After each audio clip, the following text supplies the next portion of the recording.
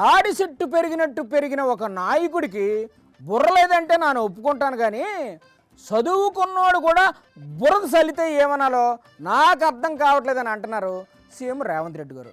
నమస్కారం సార్, చెప్పండి సార్. ప్రపంచ దిగ్గజం మెస్సీ ఫుట్బాల్ ఆడే వాళ్లకు నిలువెత్తు దేవుడు. అవును సార్, ఆయన చూస్తేనే పూనకాలు వచ్చేస్తాయి ఫ్యాన్స్కి. రేవంత్ రెడ్డి మెస్సీని వేస్తాడని కొంతమంది కడుపులో మసిమసి అయిపోతున్నారు. మెస్సీని తీసుకొస్తే మన రాష్ట్రానికి ఒరిగింది ఏంటి అని అడుగుతున్నారండి.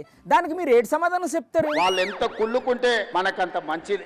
అది సరిగాని సార్, ఏదో కుంభకోణం జరిగిందంట కదా, బీఆర్ఎస్ నాయకులు అంటున్నారు. ఆయనకు గుండు కొట్టుకుంటే ఉన్నమతి పోయిందేమో నాకు తెలియదు, కానీ 3,000 కోట్ల అవినీతి జరిగింది అంటాడు. అవునా?